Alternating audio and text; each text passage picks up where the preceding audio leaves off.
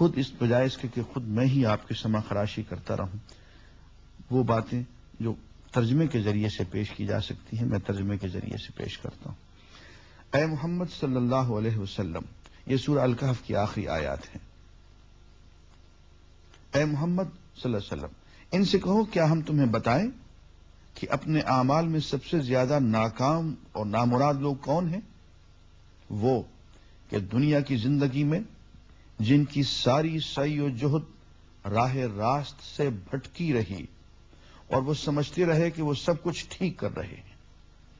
یہ وہ لوگ ہیں جنہوں نے اپنے رب کی آیات کو ماننے سے انکار کیا اور اس کی حضور پیشی کا یقین نہ کیا، اس لیے ان کے سارے اعمال ضائع ہو گئے۔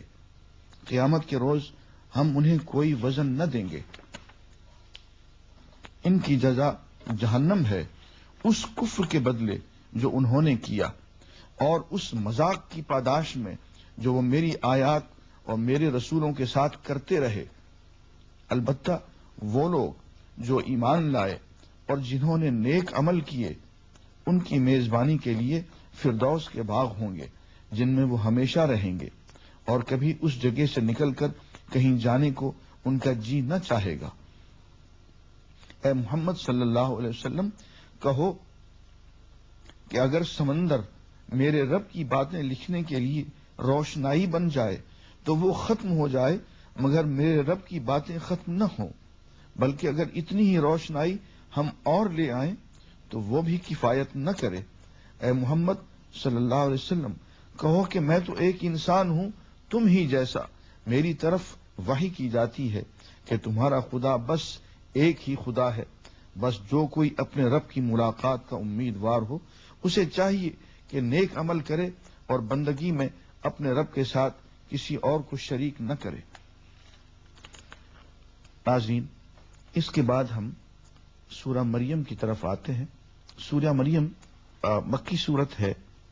اس میں ہم شروع میں دیکھتے ہیں کہ حضرت زکریہ علیہ الصلوۃ والسلام اپنے پروردگار سے دعا مانگ رہے ہیں کہ انہیں اولاد نصیب ہو، اور اللہ تعالیٰ انہیں عین بڑھاپے کے عالم میں اولاد کی خوشخبری دیتے ہیں۔ جب خوشخبری آتی ہے تو حیران ہو جاتے ہیں کہ ہے اس بڑھاپے میں مجھے اولاد ملے گی۔ اللہ تعالیٰ انہیں یحییٰ نام کا بیٹا نصیب فرماتے ہیں جسے نبی بناتے ہیں، اور پھر یوں کہتے ہیں یا یحییٰ خذ الکتاب بقوہ، اے یحییٰ یہ کتاب ہے، اس کو ذرا قوت کے ساتھ پکڑنا۔ اس کو اپنانے کے لیے قوت چاہیے، اس کو نافذ کرنے کے لیے بھی قوت چاہیے۔ یہ بیٹھ کے صرف دھیمے سروں میں تلاوت نہ کرتے رہنا، اس کو اپنے اوپر بھی اور انسانیت پر بھی، وہ لوگ جو تیری قوم کے لوگ ہیں ان پہ نافذ کرنا، اور اس کے لیے وہی حکم جو پہلے وَأَعِدُّوا لَهُم مَّا اسْتَطَعْتُم مِّن قُوَّةٍ، پوری تیاری کرنا قوت کے حصول میں، اس لیے کہ اسلام غالب ہونے کے لیے آیا ہے، غالب بنانے کے لیے آیا ہے۔ یہ محکومیت کا دین نہیں ہے، یہ ذلت اور پسپائی کا دین نہیں ہے۔ اس کے بعد ہم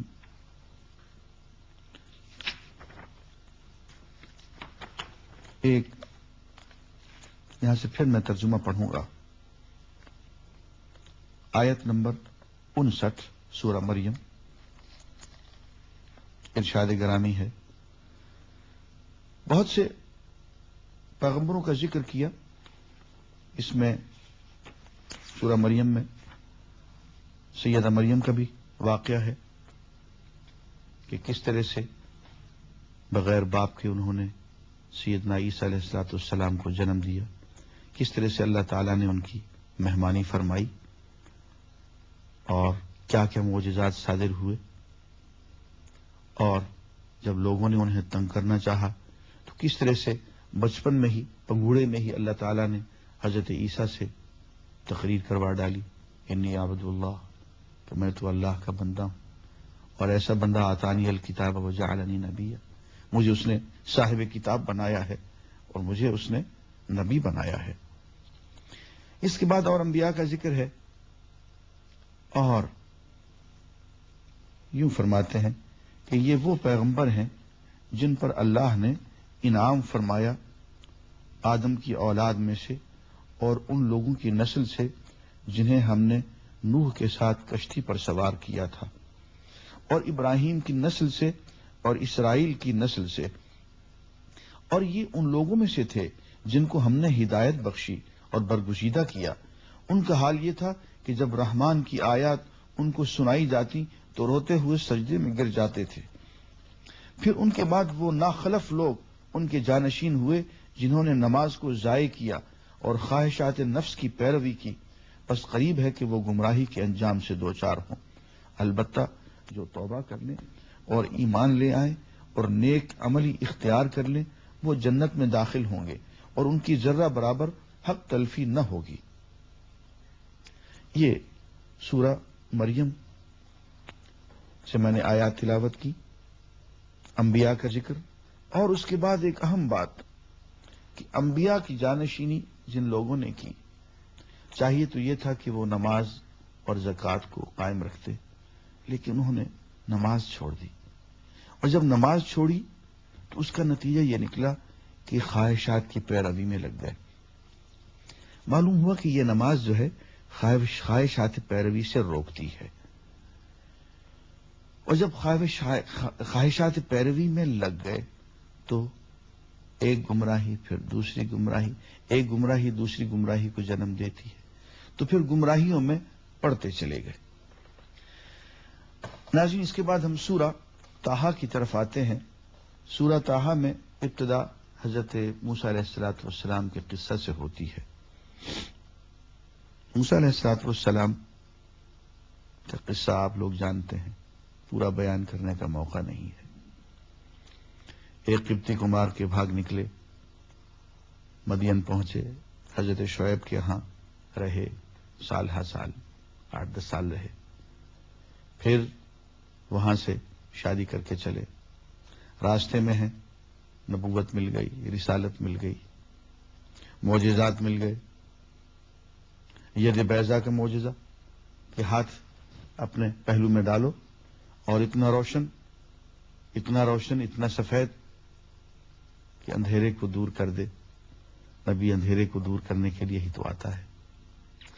اور کہا کہ یہ لکڑی جو تمہارے ہاتھ میں ہے پھینکو، پھینک دی، اژدہا بن گیا، ڈر گئے،